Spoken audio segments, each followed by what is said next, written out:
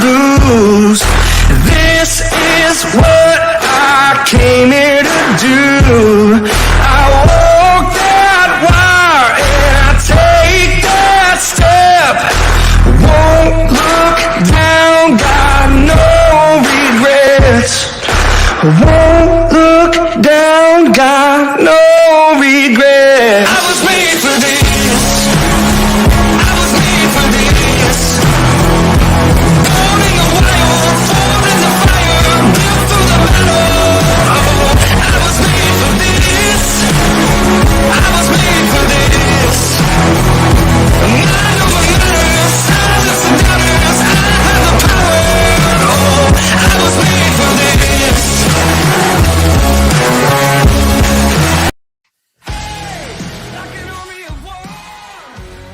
Hello everyone, and welcome to the premiere episode of Common Sense with Chief Culp. I'm your host, Lauren Culp, and I'll be airing this show every Tuesday night at 7 p.m. Pacific Time on my YouTube channel, Chief Lauren Culp, and on Facebook and Twitter at Lauren Culp. Until they kick me off, at least. Well, we'll see how that goes. But this is a show that's going to be full of not so common sense. A show for everyday patriotic Americans like you and me. A show for those of us who love our country but hate what politicians on both sides of the aisle are doing to it. I'll be shining a bright spotlight on the political cockroaches in our government, both Republican and Democrat. If you're a politician who upholds and defends the Constitution and the rule of law, you have nothing to fear. But if you decide that you're not going to abide by your oath of office, if you care more about special interest groups and lobbyists than you do your oath of office and the people you serve, well, there's no place to hide. We, the people, are going to expose you for the cockroaches that you are. Little dirty, nasty creatures. But first, we need to get back to the basics and correct some untruths. We are being lied to. Surprised? No, that's not a surprise at all, right? We all know that people lie, especially politicians and some in the media. And that's what this episode is all about. Exposing the lie and putting forth some foundational truth. It's been said that if you repeat a lie often enough, it soon becomes truth. So let's get to exposing this lie. Every time I turn on the TV or read a newspaper, which is becoming less and less every day, I hear people, including politicians on the left and the right, calling our country a democracy. It has been happening for decades. I remember in the school that I went to in the 70s, being taught that the United States of America is a democracy and that majority rules. They say that the United States is a democracy. How many times have you heard it? Many times, I bet. Well, I would like to set the record straight. For everyone who is hearing this, I would like you to help me spread this message, so be sure to share this. We have been and currently are being lied to about our form of government. If you've read my book, American Cop, you already know where I'm going, right? I'm going to lay out for you the truth. Not just my word on it, but our founders as well. About our form of government, and most importantly, why it matters. So let's get started. The word democracy is found nowhere in our founding documents. Surprise. You can search our founding documents from beginning to end, top to bottom, and you will not find the word democracy or any reference to it anywhere. It is not in the Declaration of Independence. It is not in the Constitution. It is not in the Bill of Rights. Our founders did not speak highly of democracy. In fact, they spoke ill of it. They hated it. How do I know this? Because they said it themselves. I'll let their words speak for them. Here's what they had to say about democracy. Samuel Adams said, "Democracy never lasts long, and it soon wastes, exhausts, and murders itself.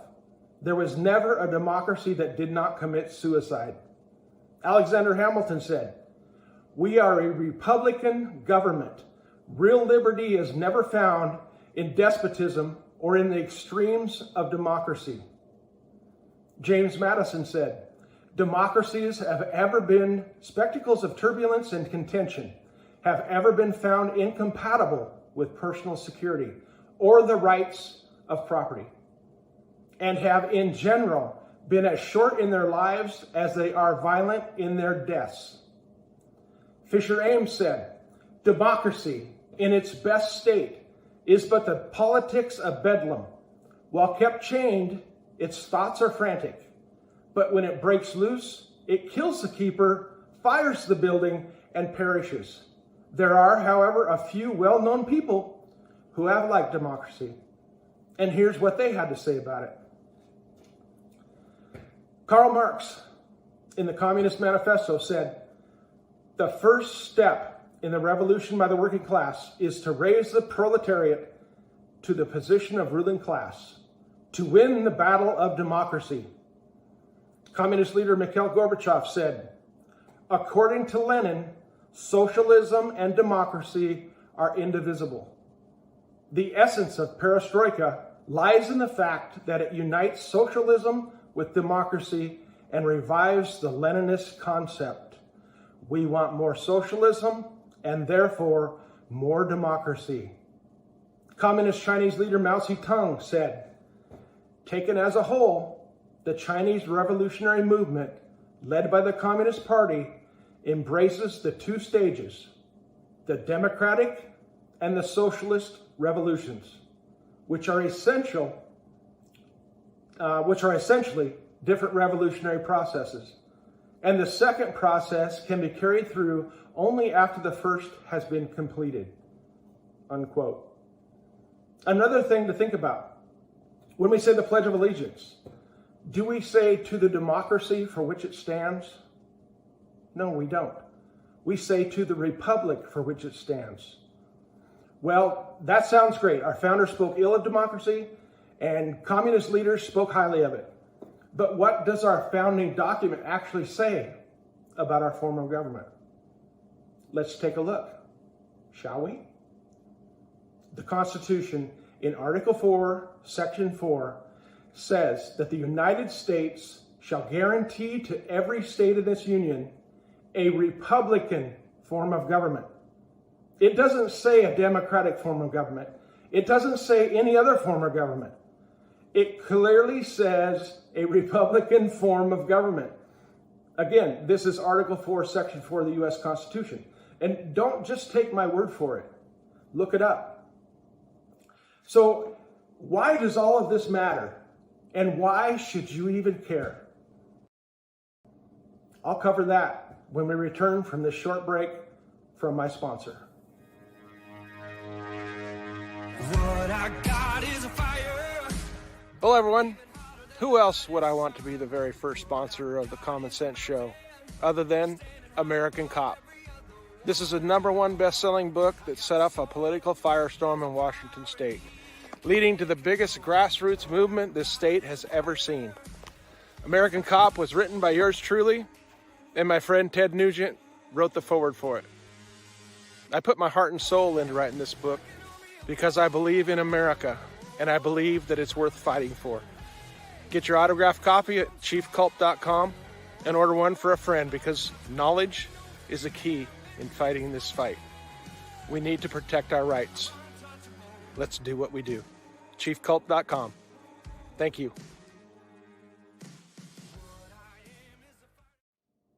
So, why does all of this matter? Well, it matters because the Constitution matters. It is the rule book for our government. It tells our government what it can and cannot do. When it is followed, it restricts the powers of the government so that we are more free. The Constitution defines and limits the powers of the federal government and the state government. It outlines the duties, it outlines the responsibilities of each branch of our government: the executive, the judiciary, and the legislative.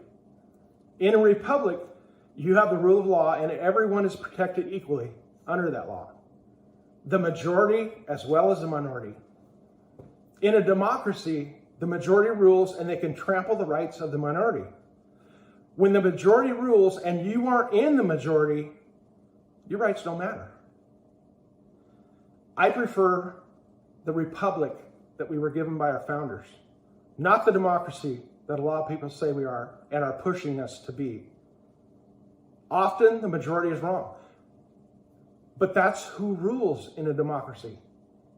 Have you ever heard the expression, don't follow the crowd, they're usually going the wrong way?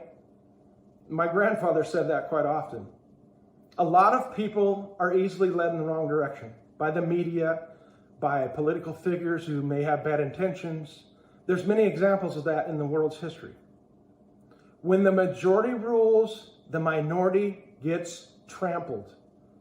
What about their rights? Shouldn't everyone be treated the same according to the law and not popular opinion? A Republican form of government protects everyone because the law is the deciding factor, not the masses, not public opinion, which is easily swayed like the sand in a high wind, right? Democracy, on the other hand, does not take into consideration the minorities' rights. It is a step towards socialism, as I've already pointed out. We are seeing it on full display in our country right now. We need to stop calling our country a democracy and correct people when they do, especially people that we put into office.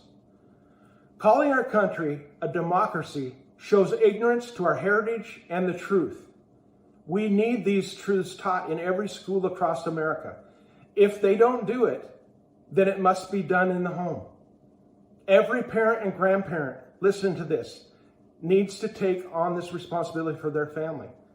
Read the Constitution of the United States. Read the Constitution of the state that you live in. We have to hold our public servants to their oath of office, to uphold and defend the Constitution. Thomas Jefferson said, "In questions of power, then, let no more be heard of confidence in man, but bind him down from mischief by the chains of the Constitution," unquote. First, we have to know what those documents say, right? How can we know what we have lost or what we are about to lose if we don't read and know what we were given? The future of our republic and our freedoms enshrined in the words written by our founders depend on it. It depends on you. It depends on us. We have to stand up for our country or it will be lost forever. Now is the time. You are the person. You are one of many who are alive at this exact place and time in our nation's history for a reason. Remember the words of Edmund Burke. All that is necessary for evil to triumph is for good people to do nothing. We cannot just sit around and do nothing. If we do, we have lost. And I don't intend to be on the losing side in our nation's history. Do you? There have been far too many flag-draped coffins in our country's history for us to stand silent. We owe it to past, present, and future generations. I'm asking you to stand with me.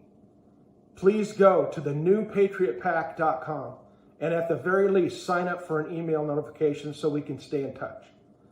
If you can afford to donate, great, please do it.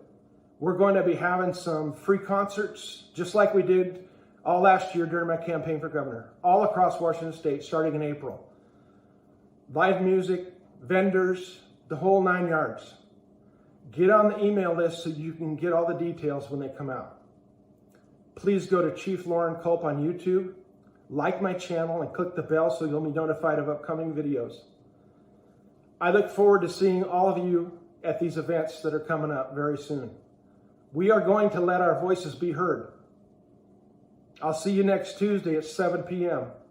Until then, help me spread common sense everywhere. It is so badly needed. Agree? Leave me a comment. Let me know what you think about tonight's show and any ideas that you might have for future shows. May God bless the republic for which it stands. We were made for this time, my friends.